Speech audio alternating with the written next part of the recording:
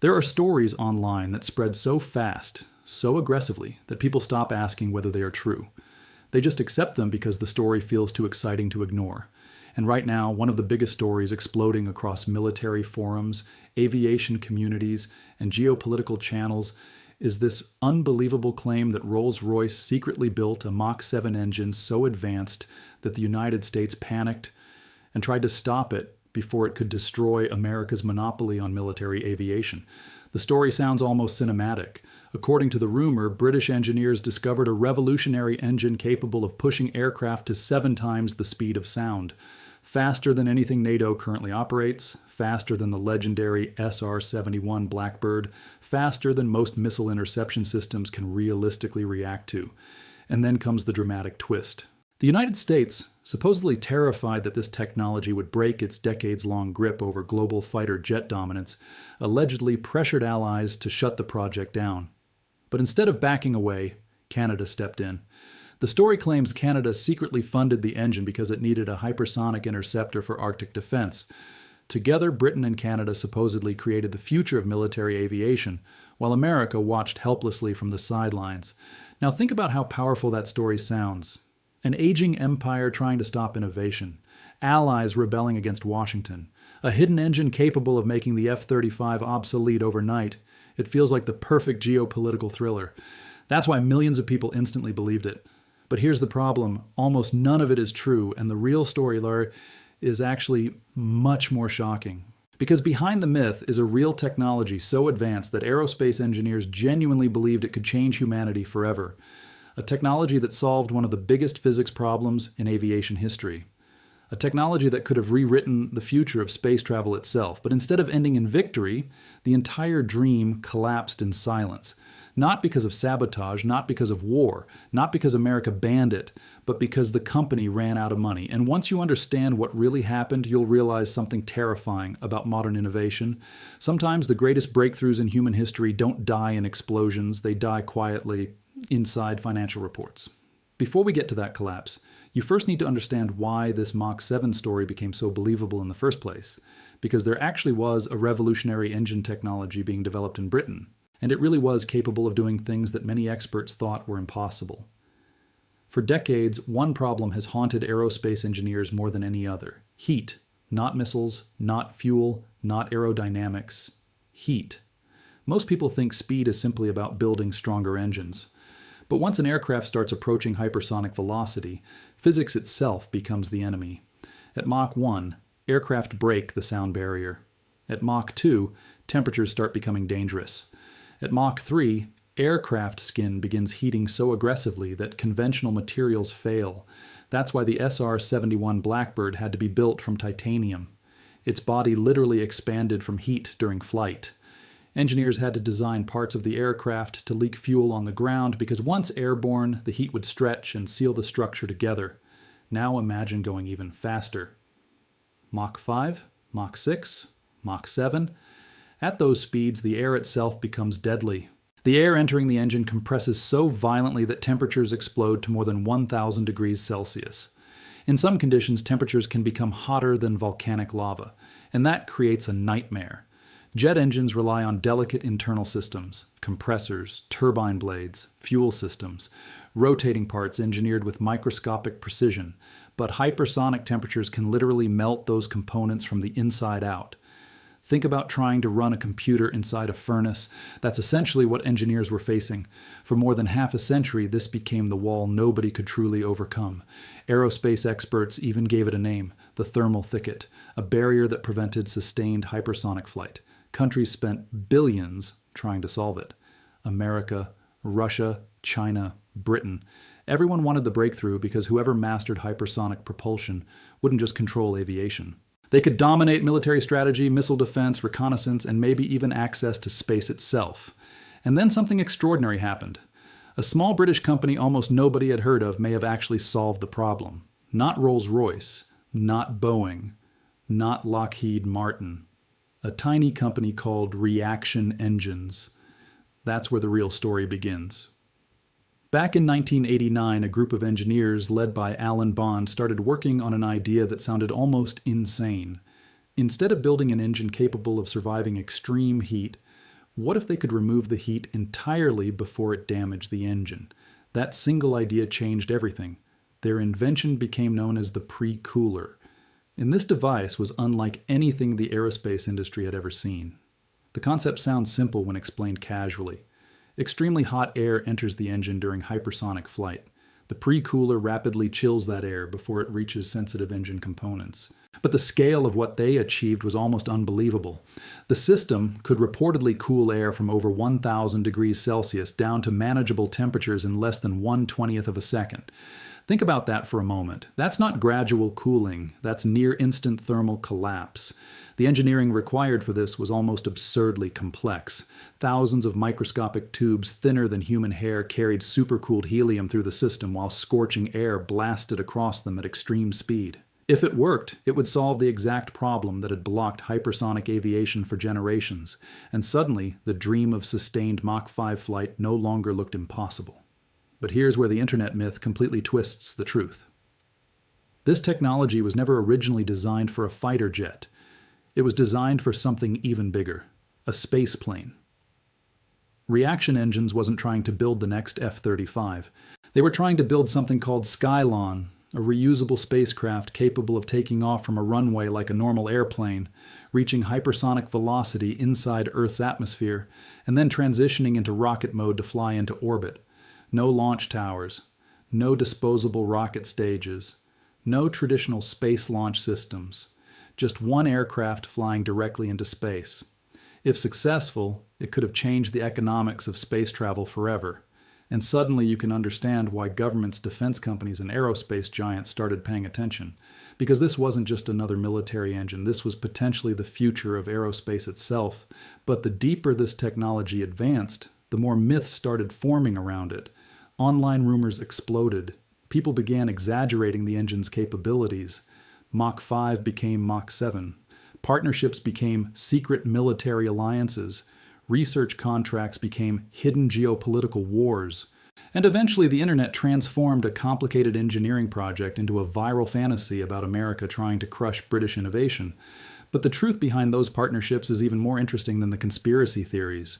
Because one of the companies that became deeply involved in the project was none other than Rolls-Royce. And what happened next changed everything. By the time Rolls-Royce entered the picture, the engineers at Reaction Engines had already done something extraordinary. They had taken a problem that had terrified aerospace scientists for decades and turned it into something that looked solvable. But solving physics on paper is one thing. Turning it into a real engine is something completely different. And that's where the giant corporations arrived. Because once word spread through the aerospace world that reaction engines might actually possess a working solution to hypersonic heat management, some of the biggest names in aviation suddenly became interested. Rolls-Royce, BAE Systems, Boeing. Even government agencies in the United States and Europe. Now think about that for a second. If America was supposedly trying to destroy this technology, why were American companies investing in it? Why was Boeing involved? Why were tests happening inside the United States itself?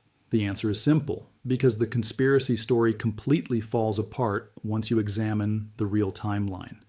Starting around 2018, Rolls-Royce became one of the major industrial partners connected to the project, but they weren't secretly building a forbidden Mach 7 weapon. They were studying how the pre-cooler technology could improve future aerospace systems, and honestly, that makes perfect sense. Imagine you are Rolls-Royce. You've spent more than a century building some of the most advanced engines on Earth. Commercial airliners, military jets, naval propulsion systems. Suddenly a small startup appears claiming it has developed a thermal system capable of handling temperatures associated with hypersonic flight. Of course, you would want access to that technology, not because you're preparing for some secret war against America, but because any company that ignores revolutionary technology risks becoming obsolete. Rolls-Royce understood something extremely important. Even if the full Skylon space plane never became reality, the pre-cooler itself could still transform aviation. A smaller version could potentially improve military aircraft, increase fuel efficiency, reduce engine temperatures, allow aircraft to operate at far higher speeds, possibly even help future hypersonic reconnaissance systems. In other words, the real value wasn't necessarily the Mach 7 fantasy. The real value was the thermal breakthrough underneath it all. And that's why partnerships started growing rapidly, BAE Systems joined efforts connected to future high-speed aircraft research. European agencies became interested. American organizations became involved. And perhaps the most devastating fact for the conspiracy theory is this: the United States government itself directly funded testing connected to the technology, not secretly, publicly, through DARPA, the Defense Advanced Research Projects Agency, the same organization responsible for helping create some of the most important technologies in modern military history. This completely destroys the idea that America was trying to ban the engine, because in reality, American agencies wanted to know whether the technology actually worked, and there was only one way to find out: real testing. That brings us to one of the most important moments in the entire story. October 2019, a facility in Colorado. This was the moment reaction engines had to prove whether years of engineering were real or just another impossible dream. And the stakes could not have been higher. If the pre-cooler failed, the company's credibility would collapse overnight. Investors would disappear. Governments would walk away. The dream of hypersonic propulsion could die instantly. But if the test succeeded, everything changes. Now here's the important thing people misunderstand online. Reaction engines did not test a full Mach 7 aircraft. There was no secret hypersonic jet flying across the sky. Instead, engineers built a ground test system designed to simulate the temperatures generated by hypersonic flight. And what happened shocked the aerospace world. The pre-cooler worked. Air heated to temperatures exceeding 1,000 degrees Celsius blasted into the system. And within fractions of a second, the device rapidly cooled it to manageable levels, exactly as engineers had predicted. This was not science fiction anymore. This was real hardware solving a real aerospace problem. For decades, hypersonic ambitions had smashed into the thermal thicket like aircraft flying into a brick wall. Suddenly, for the first time in generations, someone had demonstrated a possible path through it. That's why aerospace experts became so excited. Not because a Mach 7 fighter existed, but because the underlying technology appeared real. And the implications were enormous. Military implications, commercial implications, spaceflight implications. Imagine passenger aircraft crossing oceans in a fraction of today's flight times.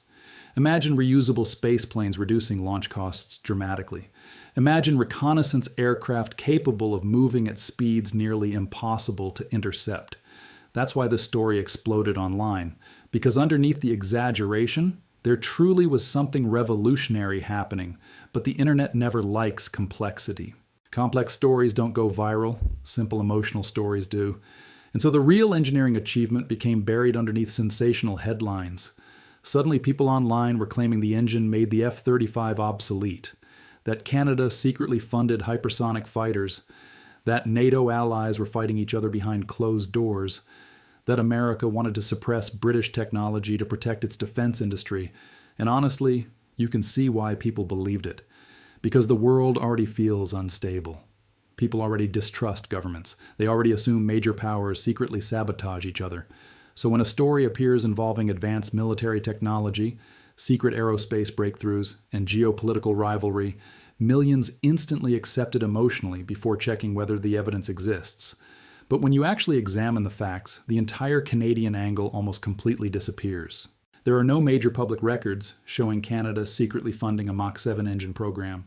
No announcements, no confirmed military procurement plans, no evidence of a hidden Arctic hypersonic interceptor project. Canada absolutely cares about Arctic defense. That part is real. The country has serious concerns about northern security, especially as global tensions continue increasing around the Arctic region.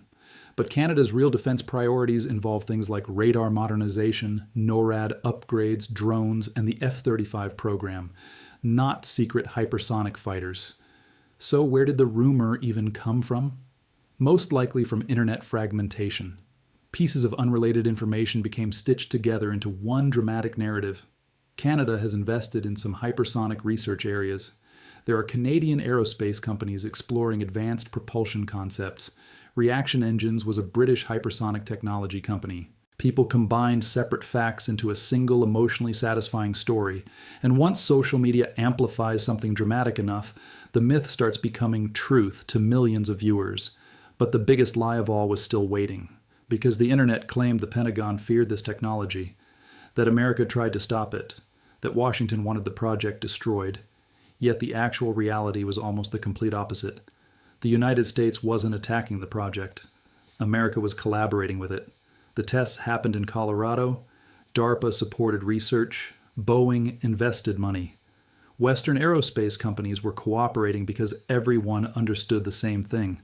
Hypersonic propulsion is one of the most important technological frontiers on Earth. This wasn't allies secretly fighting each other. This was allies collectively trying to solve a problem that no nation had fully conquered yet. And while the internet kept creating fantasies about secret geopolitical wars, something much more dangerous was quietly happening behind the scenes. Money was running out, and the tragedy that followed would destroy the company that changed aerospace engineering forever. At this point in the story, everything looked like it was finally coming together. Reaction engines had proven its pre-cooler technology could survive temperatures associated with hypersonic flight. Major aerospace companies were involved. Governments were paying attention. The tests in Colorado had validated years of engineering work. And for the first time in decades, the dream of true air-breathing hypersonic propulsion no longer sounded impossible. From the outside, it looked like the company was standing at the edge of a historic breakthrough. But behind the scenes, something was going terribly wrong, because there's one brutal reality about aerospace innovation that most people never think about. Revolutionary technology is unbelievably expensive, not millions, billions, especially when you are trying to build something humanity has never successfully built before. People online often imagine innovation as this smooth, heroic journey where brilliant engineers invent the future and governments instantly support them. But real aerospace development is a financial war zone. Every test costs enormous amounts of money. Every prototype burns through funding.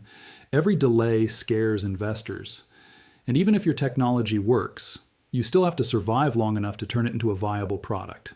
That's where reaction engines started collapsing. Because proving a concept in a controlled environment is only the beginning. The real challenge was building a complete operational engine, the Sabre engine. This was the heart of the entire dream. A hybrid propulsion system capable of operating like a jet engine inside Earth's atmosphere before switching into rocket mode near space. And if they could make Sabre work at full scale, the implications would be staggering. Imagine a spaceplane taking off from a normal runway. No giant rocket boosters, no massive launch towers, no disposable stages crashing into oceans. Just one reusable vehicle accelerating across the atmosphere, reaching hypersonic speed, then transitioning into orbit. It sounds like science fiction, but reaction engines genuinely believed it was possible. And that dream attracted enormous attention because space travel today remains painfully expensive.